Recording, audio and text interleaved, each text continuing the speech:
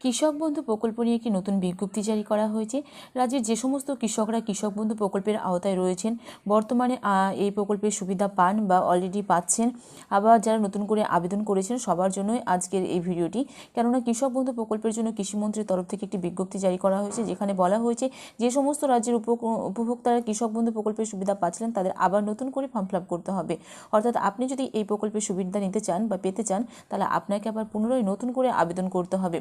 তো কৃষক বন্ধু প্রকল্প বর্তমানে বন্ধ হচ্ছে না। যেখানে আপনারা 5,000 এবং 2,000 টাকা জমির পরিমাণ অনুপাতে পেতেন, সেখানে সেই প্রকল্পের সুবিধা কিন্তু দেওয়া হবে। ইতিমধ্যে কৃষি দপ্তরের তরফ থেকে কিন্তু জানিয়ে দেওয়া হয়েছে।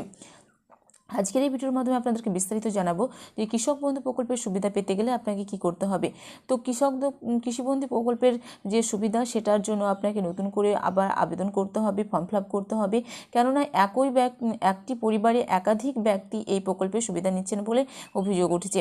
এবং কৃষি দপ্তরের তরফ থেকে, কৃষিমন্ত্রীর তরফ থেকে জানানো হয়েছে যে একটি পরিবারের স্বামী স্ত্রী দুজনেই একই জমির পরিমাণ দেখিয়ে বা একই প্রকল্পের সুবিধা নিচ্ছেন, যার কারণে প্রচুর ভুয়ো উপভোক্তার কিন্তু সন্ধান পাওয়া যাচ্ছে।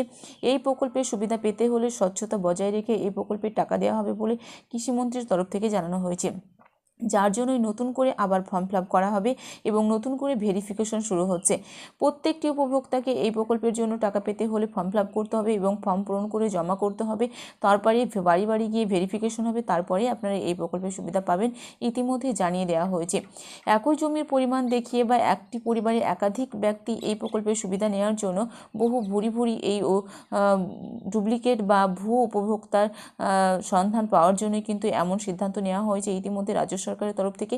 আজকের এই ভিডিওর মাধ্যমে আপনাদেরকে জানাবো যে কৃষক বন্ধু প্রকল্পের জন্য যে 5,000 এবং 2,000 টাকা করে পেতেন, সেটার জন্য আপনাদেরকে যে ফর্মটি ফিল আপ করতে হবে, সেই ফর্মটি অলরেডি আপডেট করা হয়ে গেছে, বেরিয়ে গেছে রাজ্যের কৃষকদের জন্য। এবং সেই ফর্মটি আপনাদেরকে বাড়ি বাড়ি দিয়ে আসা হবে এবং তারপরে ফর্ম পূরণ করে কিন্তু আপনাদেরকে দিতে হবে।